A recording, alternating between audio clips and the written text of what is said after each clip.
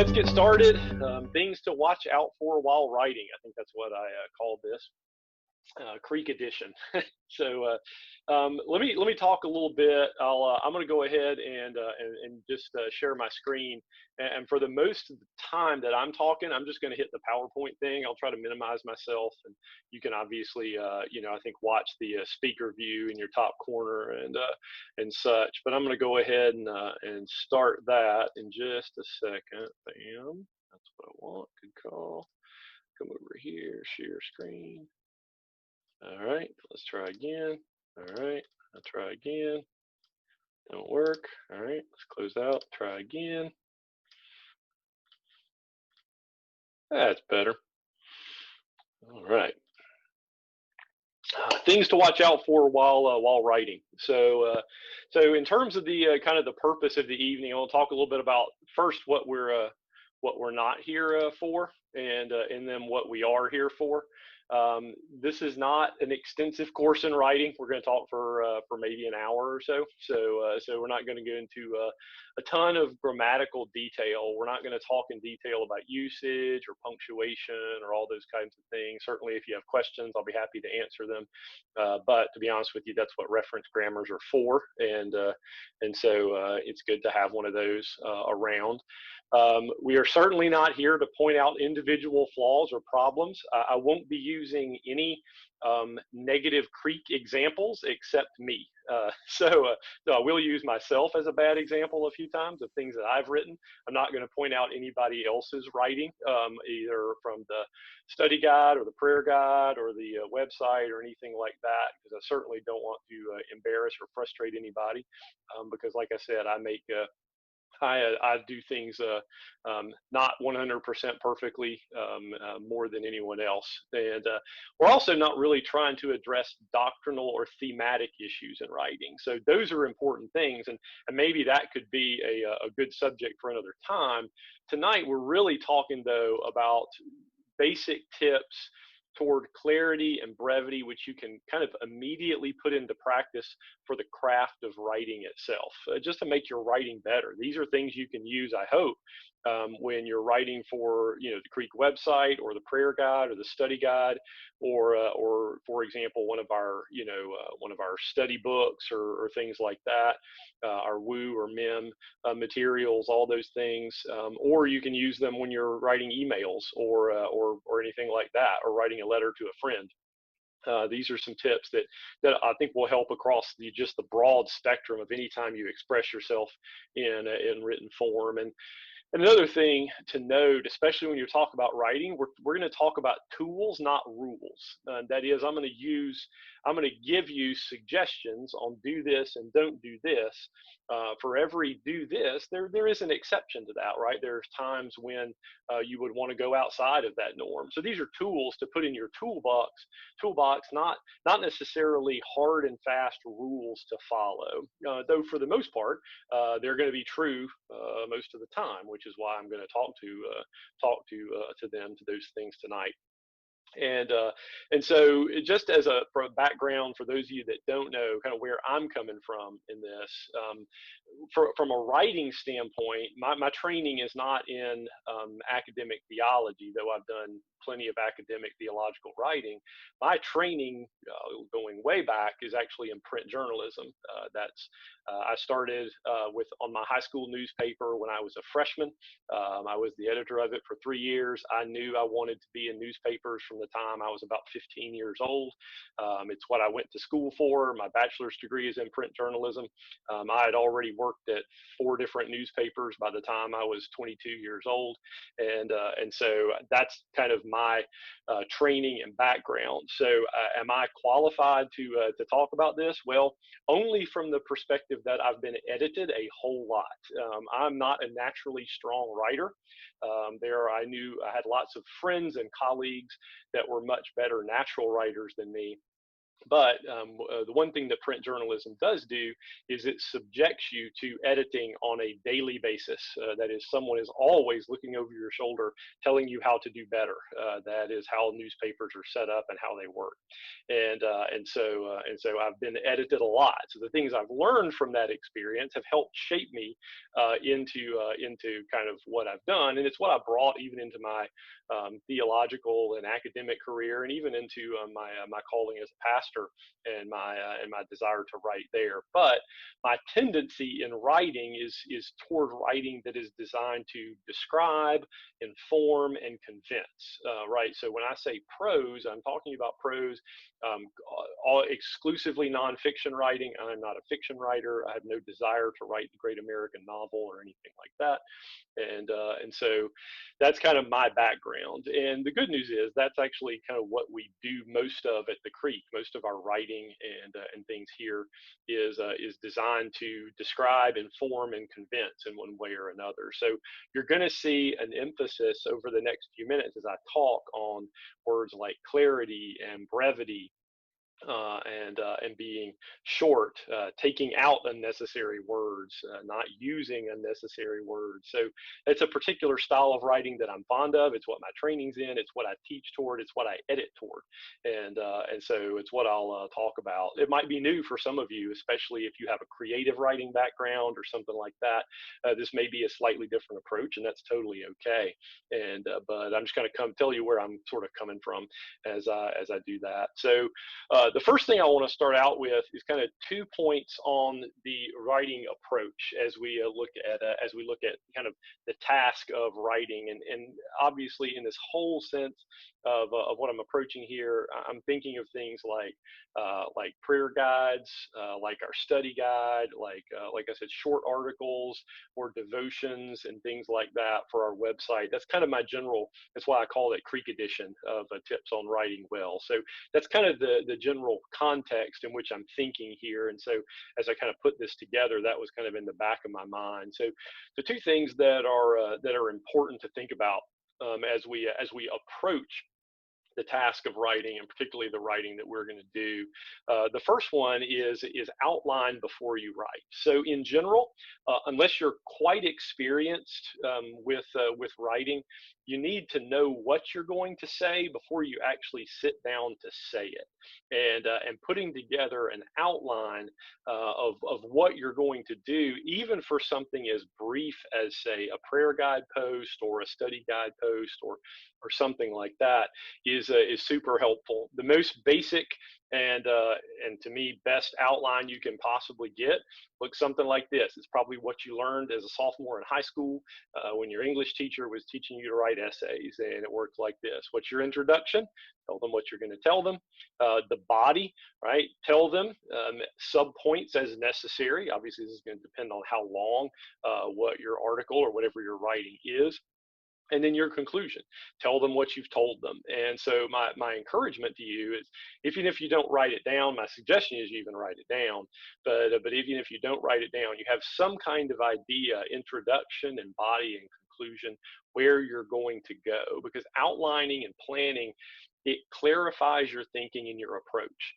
Muddy thinking always leads to muddy writing. And so if your writing is unclear, often it's because your thinking was unclear. So you need to know before you sit down and write, what's your main point? State that main point clearly and support it well. And do it, clearly and pretty quickly, right? You're not writing Moby Dick, you're not Herman Melville, we're not Ralph Waldo Emerson, and all that stuff. We're more like Ernest Hemingway, quick and to the point. And so just the outlining approach is going to be very helpful, and it's going to really give you freedom as you write to be able to develop your style, so you're not constantly thinking about where you're going next as you're writing, because you have an outline, and that's a good thing to do. The second kind of approach, kind of big picture thing I would say is and I've said this to a number of people before, so if you've heard it before, forgive me, there are no good writers, only good rewriters, or there's no good writers, only good editors. Another way to say it is this: your first draft is always bad, and so that's okay. If you've ever gotten discouraged because you've written something and then read over it and gone, "That's terrible," then you're in good company. Pretty much everybody that writes should think exactly the same thing, and so your kind of your rhythm should be writing and then reading and then editing and then cutting and then writing and then reading and then editing and then cutting. Obviously, if you have a fairly short thing that you're writing of only a few hundred words, that process is not going to be terribly long. But if you're going to write something longer, something like an article format or something like that, it's going to take some time, and you're going to need to read through it, and you're going to need to edit it and edit yourself severely. I found a quote by author Truman Capote. Says, "I'm all for the scissors. I believe more in the scissors than I do in the pencil." And he writes that at a time when edits were actually made in newspaper form by actually cutting out physical words and pasting things together. Now, if you prefer to update that quote for the current day, it could be, "I'm all for the backspace or the delete key."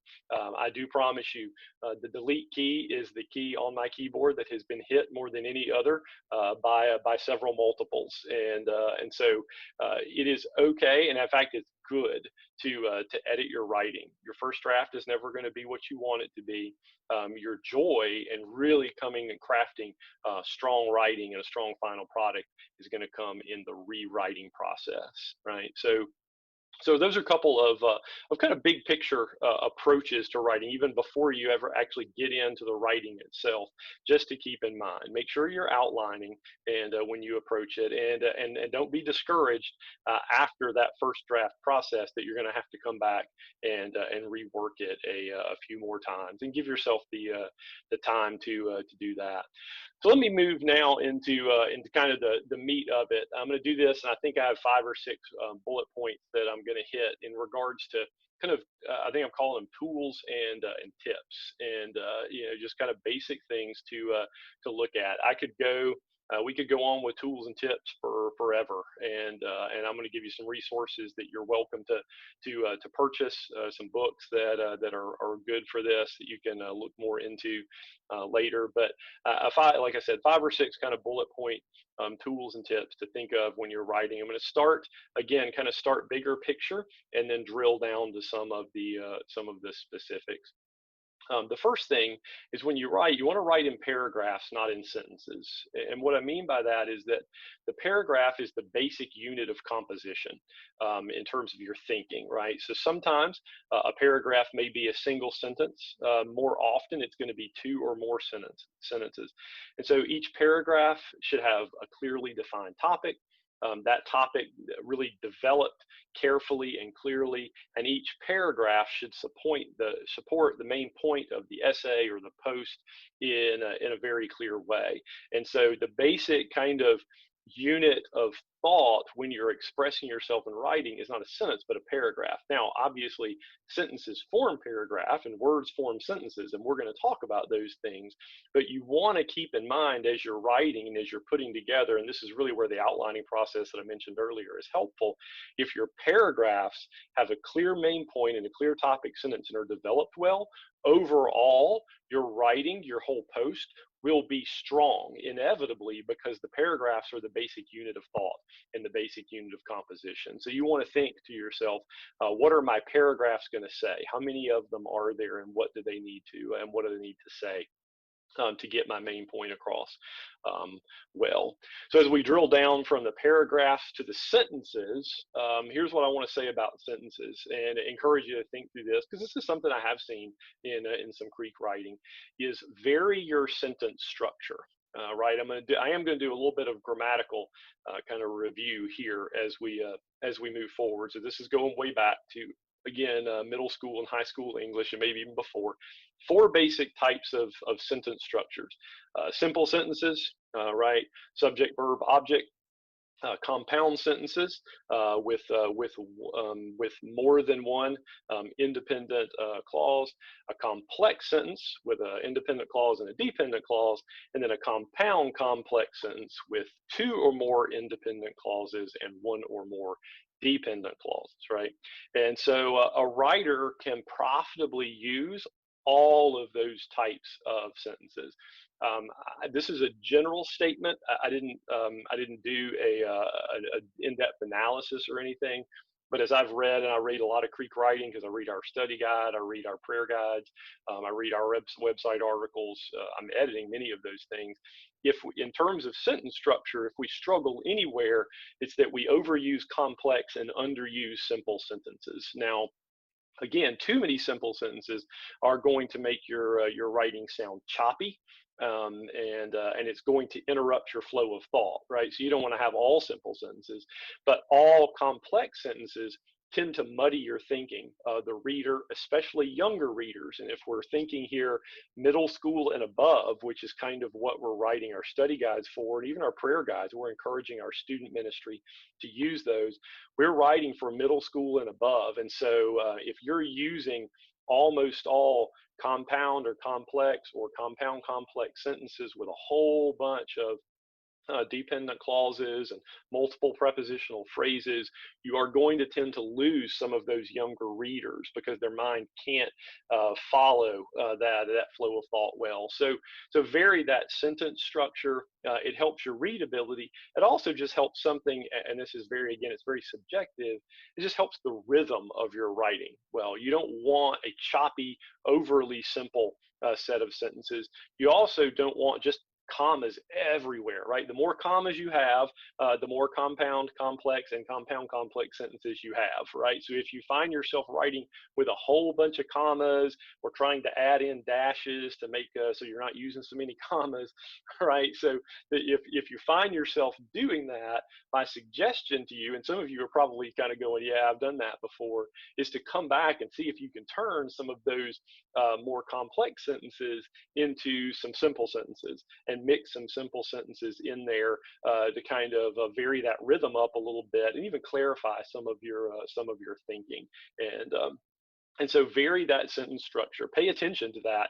Again, this is part of the rewriting process. These are not things, by the way, these tools and tips are not necessarily things that are at the top of my mind when I'm doing my rough draft. So my approach is to kind of outline and then sit down and write.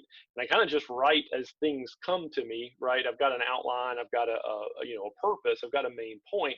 So I'm going to write as I go.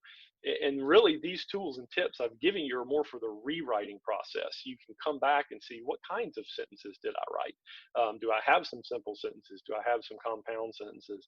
And then some of the particular word usage things that we'll talk about as we walk through here. So first off, write in paragraphs, not in sentences. Second, as you kind of come down in, and we're going from paragraph to sentence, vary that sentence structure up, and make sure each paragraph supports the main point of the essay in a very clear way. And then the next few are really going to kind of, this is almost like a main point about words, and then we'll kind of drill down on some of that and have some discussions about it if you guys want to. Make every word tell, or in other words, omit needless words. You don't want to have one word in anything you write that doesn't have a very specific function in the sentence, in the paragraph, and in the overall essay or the overall post. And let me talk about some tips that you can use to kind of think through that. You want to examine common expressions to see whether they can be shortened. This is something that virtually every writer struggles with because it's kind of how we talk, right? So these are just a couple of examples that either came to my mind or that I saw in some of the things that I was looking at. And this is a subject that it equals this subject, right? The reason why is this just a fancy way. That's just using 5 words to say because. This is a really, really popular one that even I struggle with. In order to, that just means to. You don't need the in order. You never need it. And so Why use 3 and 4 and 5 words when 1 or 2 words will do? The reason this is really important for us at the Creek is because we often have have a lot to say, a lot of important things to say in a very little space. I know when we think, for example, of our prayer guides, I forget exactly, but I think the limit is somewhere around 350 words that fit on that page, because we all need them to fit on that printed page.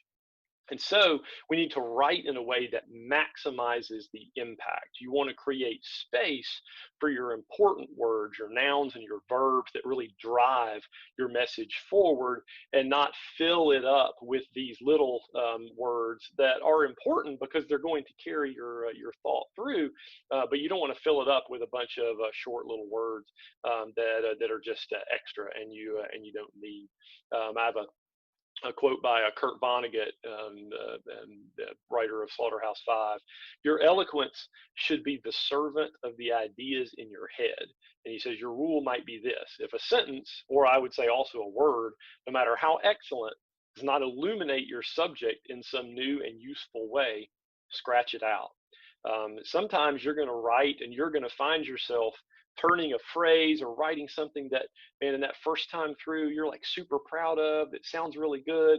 And you're going to reread it a couple times and you're going to realize, man, I don't need that at all. That doesn't actually support or drive home the main point of what I'm trying to say. But it's going to be hard because you're really proud of the way you said it, or you're really proud of that sub point. But you ultimately have to decide, are you going to say things clearly in a way that people can remember and understand, or are you going to be fascinated with your own writing? And the best thing is to say it clearly. And so we want to make sure that your writing, in the way Vonnegut says, illuminates your subject in a new and useful way. Make every word important. And if it's not important and it doesn't need to be there, cut it out and work hard to make that writing shorter. Let me go into a little bit more detail in how this might work. And this next one's going to be hard for some of you to hear, but that's all right. I'm going to say it anyway. Carefully avoid adverbs and flowery, overwritten adjectives. So some of you might be kind of smiling right now because that very sentence includes an adverb that doesn't need to be there and two adjectives that don't need to be there, right? I can say the same thing by just saying these words: avoid adverbs and adjectives. Throwing in pretty or highfalutin words to make your writing sound better doesn't actually clarify your work. It has the opposite effect. Often your writing becomes more redundant and overwritten. When I say redundant, let me give you a couple of examples. This is especially true with adverbs, right? Those ly words, right? Adverbs can be redundant. Let me give you a couple of examples. The stone sank quickly. Right? There is no other way for a stone to sink other than quickly. You don't need the word quickly, right? A stone only sinks one way, when it falls in the water, and that is quickly. Or the fire truck bell clanged loudly. What other kind of fire truck bell is there? The very word clang, right, carries with it the connotation of loudness, right? So you don't need those words. All they do is actually take away from the main point that you're trying to make. Overuse of adverbs also encourages vagueness, right, and to be less precise. A word that we often use, I'm making a joke there, is the word often, right? I find this very regularly in a writing at Richland Creek, and I've done it myself. So I'm beating up on myself. For example, something like, we find this theme repeated often in the New Testament, or the word throughout, as in this word is found, or this phrase is found throughout the Old Testament. Right? If you write a sentence that says that this theme is found often in the New Testament, or this word is found throughout the book of Ephesians, one question I would ask you is, how often? What do you mean by throughout?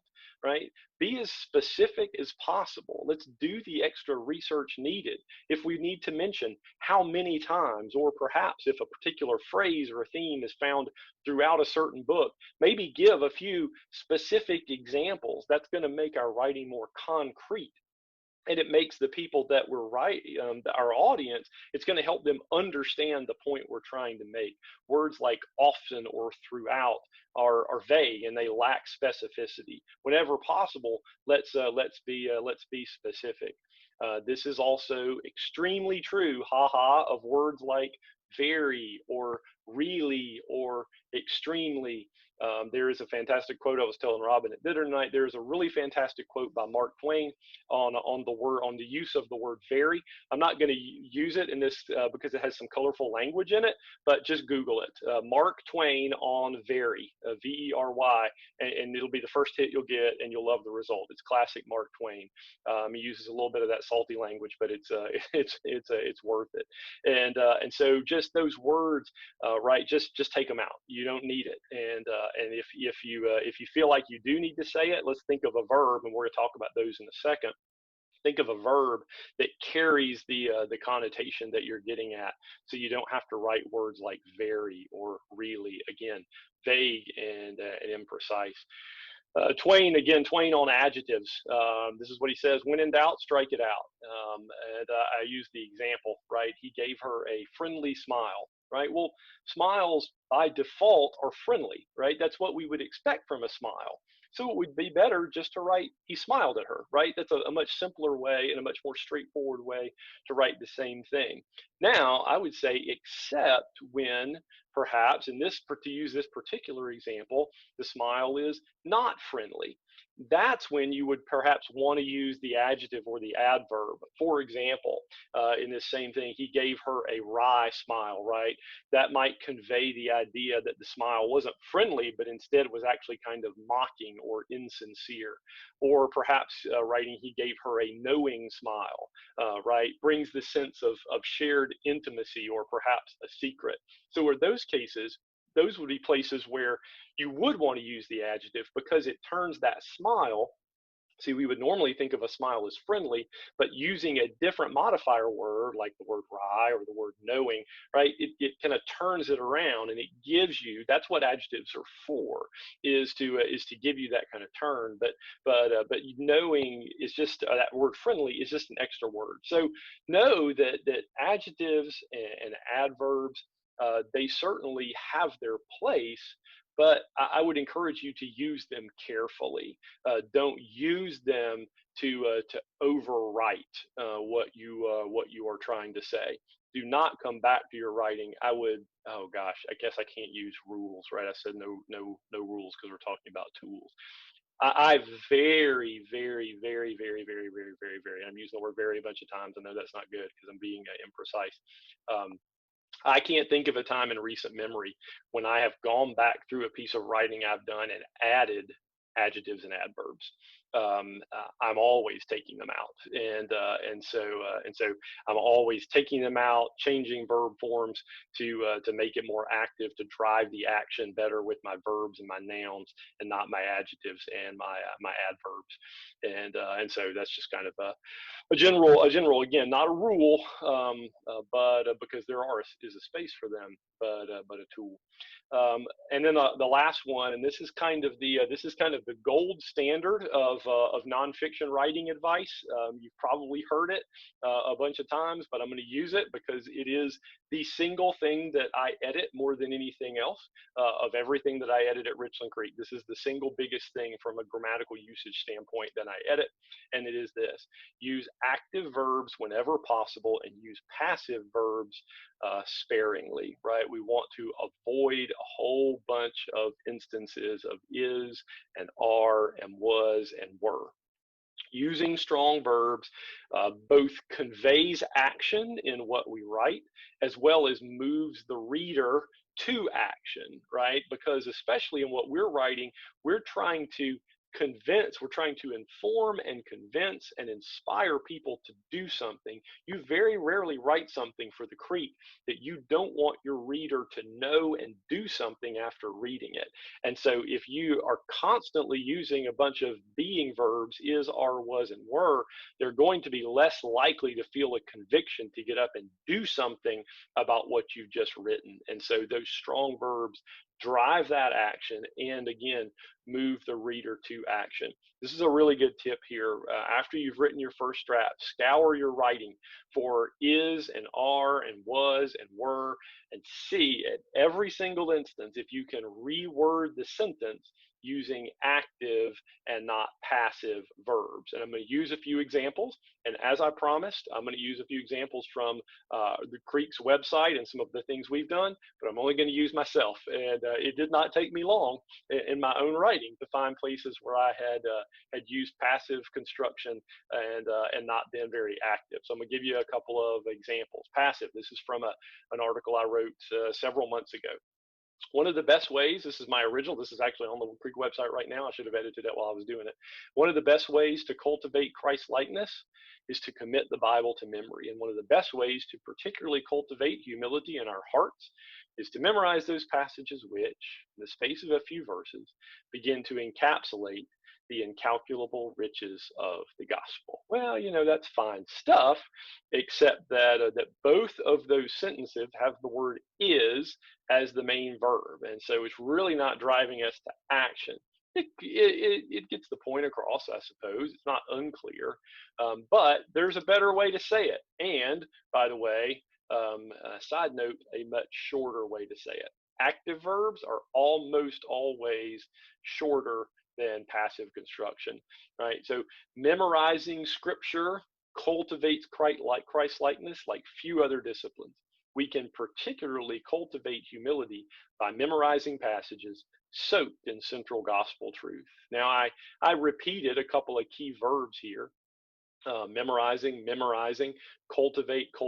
I did that on purpose because I wanted that echo between those two sentences. I could have easily used maybe some synonyms here, but in this case, I've used cultivate and cultivate as my primary verbs, and then kind of get those words, maybe the participle here, get those more active words going to really drive my reader to action, right? I want them to do something as a result of what I've written.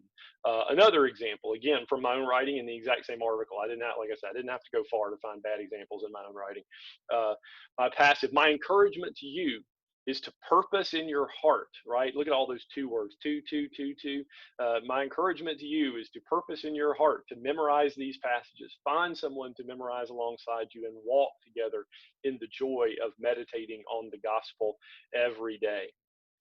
Which is long and a laborious way of saying something like, I encourage you to memorize these passages. Find someone to do it with you and walk together in the joy of meditating daily on the gospel, right? So the primary verb is not my encouragement to you is.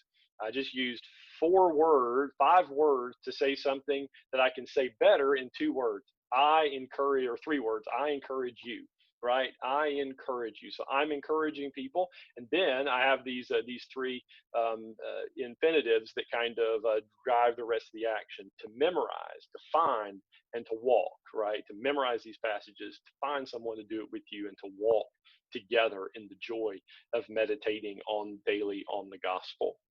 Now, let me say, this does not mean that passive voice is always bad. Again, we're talking about tools, not rules. And I want to pick up on a really fantastic example. And maybe the writer of this one is on this call. I don't know, because we don't have who wrote them. But in today, this morning's, I believe it was this morning's study guide post, a fantastic example of passive construction used well. Right, and this was I think the 3rd or 4th paragraph, I can't remember, of today's post said, the heart posture of a follower of Christ is countercultural. A true disciple desires to be transformed into the image of Jesus, chooses to do the Father's will, and purposes to fully obey. I love a lot of things about this paragraph, and so if you're the person that wrote that is on this call, kudos to you. I love it because it's a clearly stated topic sentence. It has very straightforward development. It has very strict attention to parallel construction, which is something else I could have talked about, but in the interest of time, I didn't, right? But notice that the topic sentence is in the passive voice. And why is that good, since I spent all this time telling you about how good active and not passive is? Well, because in this case, the emphasis in the whole article is on the subject state of being, right? Of being a disciple. And in this case, right, the subject, the topic sentence really brought this to bear. Heart posture equals countercultural. That's what passive to the being verb. That's what they do. Is they link. They express a state of being. And so in this case, the author really wanted to make the case that the heart posture is countercultural, is a being thing, being a state of being. And then the author used these active verbs to describe this state of being as the paragraph went on. A true disciple desires, a true disciple chooses, a true disciple purposes. So it's a fantastic example of using a passive verb in the right way, and then following it up with active verbs that still drive the reader to action and describe it in a clear way. And so kudos to whoever wrote that. I thought it was really, really well done. And when I saw it this morning, I was already thinking about what we would talk about tonight. And I'm like, oh man, I have to use that as an example. And so I tried to run through it quick to give us a few minutes for Q&A or discussion that you guys might have before our hour is up, because I definitely wanted to keep you an hour, and actually I'm running about 5 minutes ahead of schedule. I might have talked too fast, so I'm going to stop my screen share here and come back and let you guys unmute yourselves and ask any questions, give any thoughts that you guys have, or any kind of reflection on anything we've said. No dumb questions, right? Just anything at all that might be helpful to you as we think about these things of writing well. I have one. Yes, ma'am. Are we writing with the words we, us, our? Yeah, so it's a great question. You depend on context. I don't personally have a rule about using first person, and so I would think it might be a discussion. I haven't had a lengthy discussion with, say, Eleanor or Claudine. I would say if there is when it comes to articles on the website, I tend to be kind of loose and sort of take it as it goes, because in terms of articles on the website, the author is actually identified. And so if the author is identified and there's a sense in which it's a conversation between the author and the reader, in that sense, I would actually be okay with first person writing. I don't consider the website articles to be formal writing. And to be honest with you, Dawn, kind of the rules on that have changed probably since we were in high school, right? When we were told, don't write in the first person. The only time you ever write in the first person is when you're writing a letter to your grandma, kind of thing. I was just trying to clarify for the prayer guide. I was just kind of keeping it the same within each person's. I think we should, yeah. But that would not be what I would recommend. Prayer guide. Yeah, okay. So I don't know. I haven't actually talked about if Eleanor has who I think has been kind of working on taking the point on that, if I understand it. I don't know if they've developed. I would think that would be part of. I know I've at some point talked to Joy and Eleanor about over time maybe developing a style guide, and that would help. That would be one of those questions you would address in a style guide. My sense would be, since the authors of those prayer guide posts are not identified, I would strongly recommend avoiding it if at all possible. And if you do use it, you want to use it for sincere and straightforward emphasis, in a way that it really kind of stands out, to be honest with you. So it's like, so if you read it and you see it, you're like, okay, people are taken aback because it's really not supposed to be there. And that's what I think that's to do with first person. Okay, like in the prayer prompts specifically. I don't know. I mean, that's a great question. It's probably one that we could talk about and debate. How do you want the prayer prompts would be a place where you could use them if you want people to read the prayer prompts and to be able to kind of recite the prayer prompts with you. But that's something you probably just, I guess maybe you guys need to come together and decide together, like, how do we want to do this so that I think the frustrating thing, and I can see where you're coming from having read the prayer guides, because I notice these things as well. They're not parallel, right? So one day it might be a first person construction meant for the reader to kind of read along with it. On another day it might be third person advice, right? Do it this way.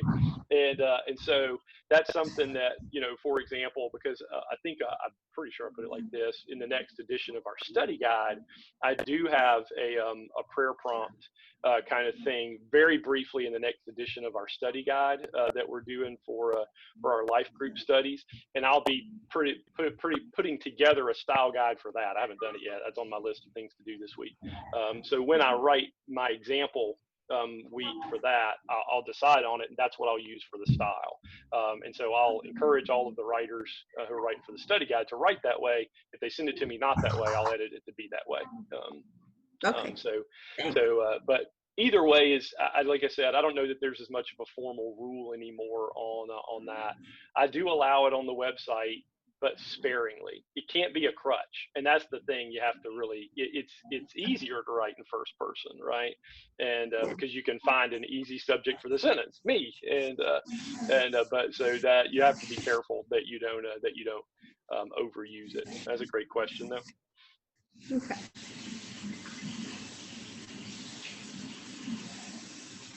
Good. Any others? Any thoughts? They don't have to be questions. They can be thoughts you guys have. Did I take you back too much to your high school English class where you're having like flashbacks of like compound complex sentences? I didn't diagram anything, right? I love sentence diagramming, man. I was such a geek. Golly, it was awful. I love some sentence diagramming. Golly gracious. Some of you are getting like twitches, right? And Mike Green, the engineer up there, is like, what the heck, man? He doesn't want anything to do with that. Let's draw some pictures now. Exactly. I need to go back and review my definitions. Exactly. That's exactly right. That's a good. Well, speaking of which, I was going to finish with it, but if you guys are thinking for any more questions, let me roll through a few resources, and I'll hold them up to the camera that you guys can use. I have a bunch, so forgive me. This is not like a buy every single one of these books. I have these books because, like I said, for a long time, this was my job, right? Writing things on deadline. I did it every single day for a living. So I have a lot of books on writing. So this is not something that would normally be, but they're all pretty good ones. And I'll give them to you in order of the ones I would say. If you're going to buy just one, buy this one. If you're going to buy two, buy this one and this one. And so I'll start with this one. This is is it all like backwards and junk? Sorry. Oh, good. I couldn't. On my screen it's backwards because I'm looking at myself. Strunk and White, William Strunk Jr. and E.B. White's The Elements of Style. It's a thin little book. It's actually called the Little Book, right? That's kind of what it's named. Is a fantastic because it is so short and it is very, very well done in a sentence, basically set up like just a bunch of rules. Do it this way and not this way. They have basic rules of usage, of style, of composition. E.B. White, the author is William Strunk. He was an English and writing professor. E.B. White, who's the author, if you recognize the name, of Charlotte's Web, was one of his students, and so E.B. White, Strunk used the book as an unpublished textbook in his college classes for years. A number of well-known and famous writers came out of his classes, and finally one of them, E.B. White, about 20 years after Strunk died, back in the 20s, 1920s, grabbed it and revised it and then published it in his name. So again, a short little book, but super helpful. Let's see. The second one I would say is probably, again, one you may have heard of. It's called On Writing Well by William Zinsser, Zinsser. It's called the Classic Guide to Writing Nonfiction. It's been around a long time, right? Things haven't changed much in the past few years in terms of how to write well. And so a fantastic book, again, kind of arranged basically like Strunk and White, only longer with a little more detail, and something you can use and refer to. Strunk and White is easy because it's set up as kind of a reference style. The rules are kind of all listed in the table of contents. On Writing Well is more prose, but again, still an excellent book. These next three are kind of in any order. They're all good. I'll show you this one because it's good. It's called The Careful Writer, A Modern Guide to English Usage by Theodore Bernstein. This one may be helpful if you want. This is kind of a reference book. So it's set up in kind of like encyclopedia form, A, B, C, D. So if you're trying to remember, golly, what's the difference between affect and effect?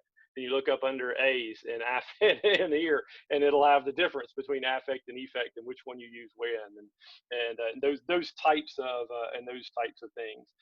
And so it's got lots of different stuff like that. So it's more of a reference book. It's not a reference grammar. If you want to buy a reference grammar, I don't have my reference grammar up here because I think my wife has it downstairs with the kids stuff. But because I still have the reference grammar from a Beck I used when I was in high school. So I've kept it for now going on 25 years, 26 years. This one's a good one called Style Toward Clarity and Grace.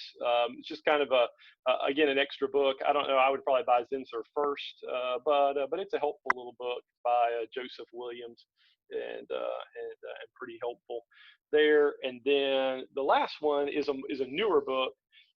It's called Writing Tools: 50 Essential Strategies for Every Writer by Roy Peter Clark. It's kind of set up similarly to Strunk and White. It's just a little bit longer and again, a little newer. And so again, he's where he kind of uses that metaphor that I've already told you about not rules, but tools. And so Clark is an instructor at the Poynter Institute in St. Petersburg, Florida, which is kind of if you can imagine this, a newspaper think tank. There they do a lot of conferences and seminars for journalists and writers, and he's one of their writers in residence and professors there. And I've found it as an excellent little book that I've picked up over time. Again, I don't know that I would necessarily recommend buying all of those. That'd probably be a little bit overkill. But if one of them strikes your fancy and you want to look it up on Amazon and kind of look inside the book and flip through it and see if it would help you, then more power to you. And just helpful to know that kind of stuff. So if those are helpful, fantastic. And of course, if you ever have a question, I am always available, and don't know that I'll ever know the answer, but I can look it up. That's why you have books, because I don't want to remember junk. That's why you buy books. You buy books so you don't have to remember things. So I don't know the difference between affect and effect. I don't care. That's why I look it up in a book. So I don't have to memorize stuff. I can just look it up. All right, other questions and comments and thoughts. My wife's been sitting over here just kind of listening in the background. Do you have any thoughts over there? No questions. All right. She's a better writer than me. She's a much better natural writer than me. She just hasn't been edited enough in her life to write short. So I have to help her out, write short sometimes. But she's a much better writer than I am. That's for sure. In that exact vein of writing short, when you're talking about outline, the intro, the body, conclusion, do you have any tips for how to write short and kind of do that? Because at most we're looking at 400 words. Yeah. Some of our documents were limited to like 100. Yeah. Any thoughts? Well, I mean, that's kind of sort of some of the things I kind of mentioned here are kind of to that end, right? The more you're able to use strong active verbs and avoid passive construction, the more you're able to, quite frankly, cut out adjectives and adverbs, words you don't need. Looking at trying to avoid, lots of prepositional phrases and those types of things, which just tend to add. Now, obviously, you don't want to write so short that you don't actually get your point across, right? Use every single one of those 350 words. But again, that's where the rewriting process is super helpful. I promise you'll become a much better writer if you just take the time to just just brutally cut up your own writing. And when I say brutal, I mean like you like something a whole lot, the more you like it. I could show you quotes from writers who say things like, if you think a sentence is really good, cut it because it's not, that kind of thing.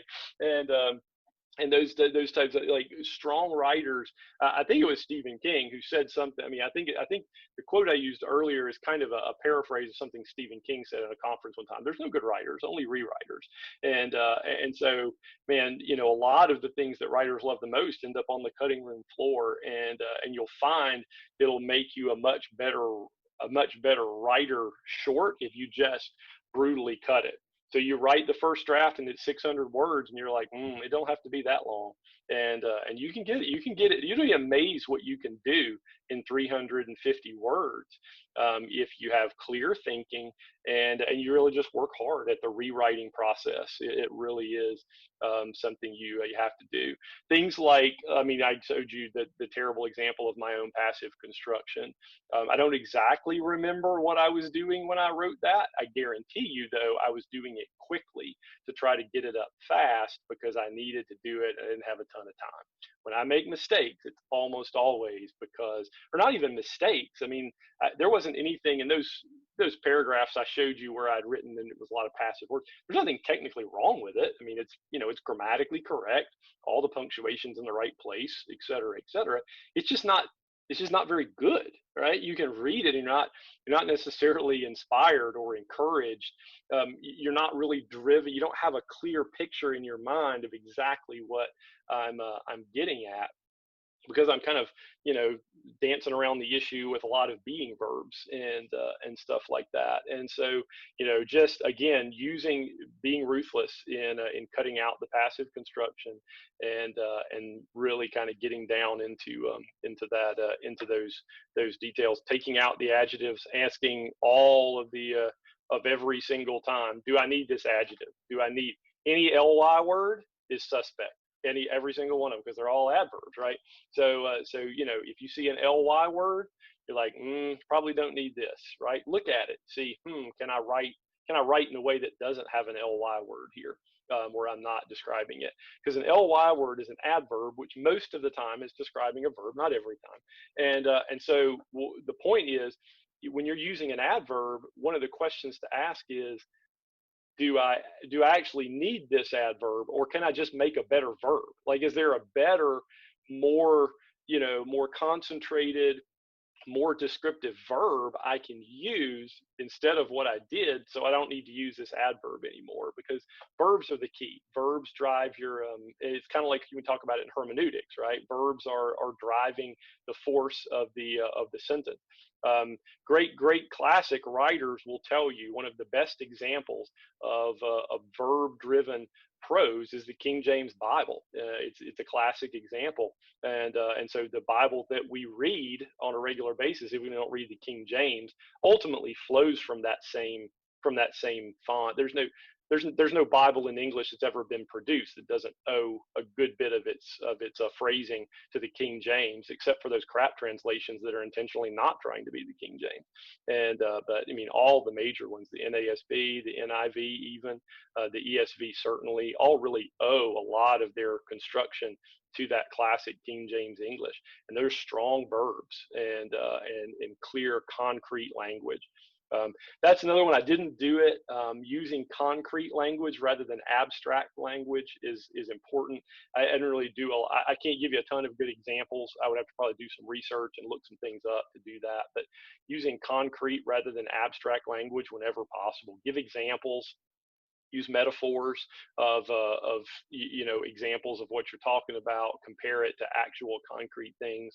Don't be so philosophical that you lose people in the in the language. And just like I said, varying that sentence structure. And those are all things you can almost write down and kind of almost checklist yourself through your writing. Right? Okay. There's a tool that I've started using. It does, I think there's a free version. I'm not sure. I know we use the paid version on the comm team at Richland Creek called Grammarly. It's a website. It's actually a software download that you can use. Grammarly is excellent. It's not going to fix everything. It will show you passive construction. Usually, it'll kind of alert you to that. It'll alert you when you have too many words like to and you know those little bitty words that tend to make the sentences really long, but you're confused and you don't really know what's actually being said. It'll show you when you have those as well, so you can try to reword those. It's not perfect, but it's a helpful tool, and we use it, like I said, on the comm team to try to catch things. It's not always perfect, right? But anyway, but I use it a lot. I flow everything I have through Grammarly just because it cuts down my editing time a whole bunch, right? Because if all the passive constructions can be highlighted for me, then I can go find them and find out, is this one that should be there, or is this one we should take away?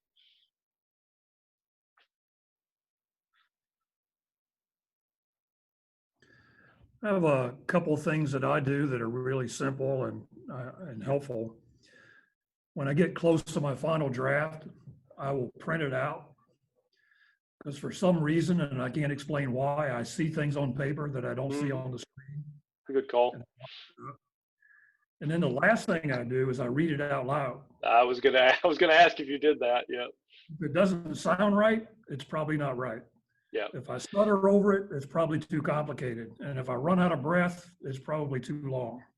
That's that's a good call. That also helps, Mike, because it does give you a sense of something that's hard to quantify, and that's something like rhythm.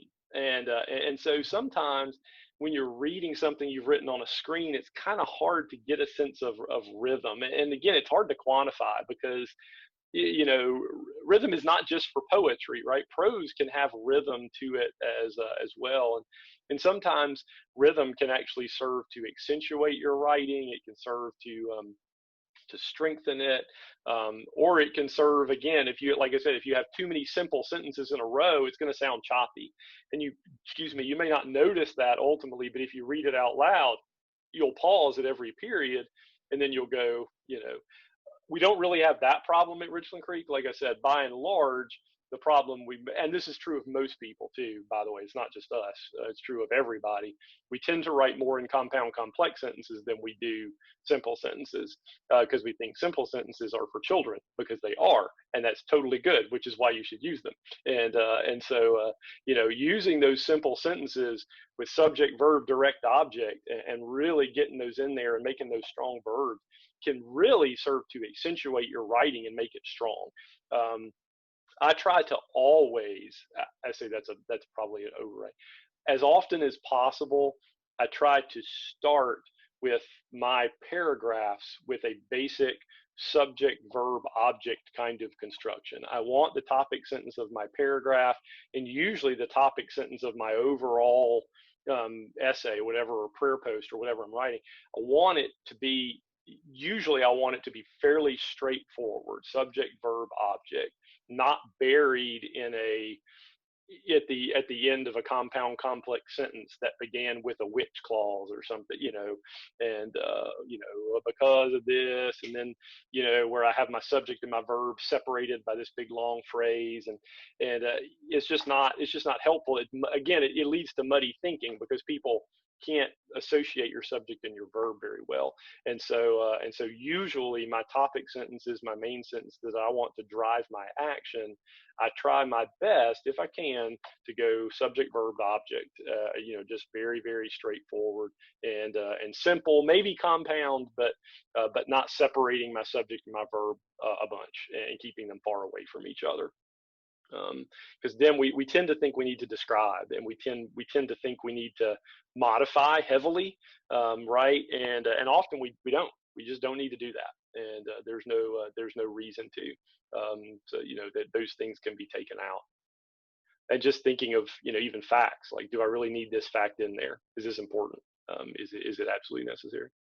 Who wrote today's study guide post? Since I was such a fan of that particular paragraph, who wrote? Does anybody know? Did you do it, Julia? You did great. Good job. That was well done. That was tight. I give. Good job, Julia. Nice work. I was thinking the rest. I'm like, it was too wordy.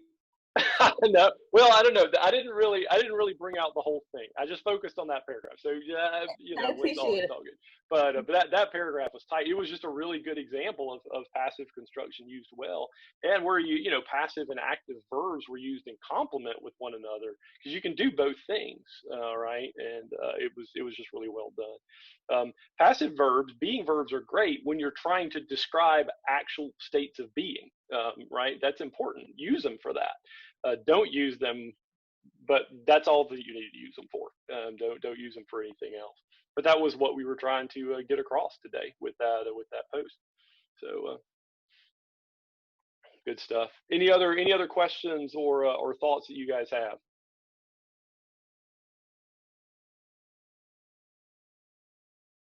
All right. Well, our Pastor hour. Jason, really, Oh yeah, absolutely. Yeah. sorry, really quick. It's not a Very good. question, but I did want to comment. My audio wasn't working when you were talking about the The first person. third person or first person Yeah. language. Mm-hmm. So yeah, I have been talking with Joy about that, and we are going to we're working on Claudine and Dawn and I are going to work on a writer's manual that has some more of that in there, since this is kind of an ever evolving process here. But we did decide that it does need to be uniform at least. So that's why Dawn asked that question, because we had that on the list to ask you about tonight. Yeah, that's a good call. And I can follow up with Joy and kind of, I mean, it's probably because we're writing so much more now, which, praise the Lord, that's really cool. I can, as I have time, can put some more, eyes to maybe kind of a universal Creek style guide that kind of hits not just the prayer guide, but maybe the study guide and the website articles and all those things kind of comprehensively. And that would be helpful. It just, style guides like that really cut down on the editing time, quite frankly, because now you don't have to worry about it as a writer, and the editors also know when they get it from you, it's kind of all the same. And some of those just basic things are helpful. So yeah, that's something. I'm glad you're working on that. That's important, and probably, quite frankly, something I should have done a long time ago in all of my spare time, putting together style guides. Yeah, that's fantastic. It's kind of a big hobby of mine, is putting together style guides. That's funny. In all your spare time, thank you for taking tonight. This was, it was a joy. It was condensed, but it was really helpful. I appreciate it. Cool. And we'll follow up as you guys, I mean, in all seriousness, as you encounter things, right, as you're coming across things, as you write questions that you have, or like even things that you see that you're like, hey, could you, man, send them to me and we'll do it again in a few, like, I don't mind doing it again in a few months. That's right. I mean, heck, I've got all these books. I might as well freaking use them, And so I can look junk up on the internet and tell you, so that's no problem. And in all seriousness, we can do it again sometime. We'll make it kind of a regular thing. It's just good to talk about the craft of writing. Obviously, the most important thing when we write is doctrinal fidelity. We want to be faithful to the word. We have to be faithful to the text of Scripture. What we write has to accord with truth. And while we're doing that, though, we can do it with excellence and in a way that really, it's the same way we would devote time to teaching well, right? We want to devote time to teaching well in a classroom. We want to devote time to teaching well when we meet with people one-on-one. But there's no reason why we can't devote time and energy to writing well as we express ourselves. So again, some folks are more gifted at it than others, but I think everybody can be a solid writer with just a little bit of time and a little bit of elbow grease. And like I said, I'm proof of that. Because I'm not naturally a strong writer. But, like I said, if I know what to look for, I can edit myself well. And I sure have been edited a lot. So I definitely know what that feels like. So appreciate you guys tuning in. Thanks a bunch. So again, if you have any questions or any follow-up, you certainly let me know, okay?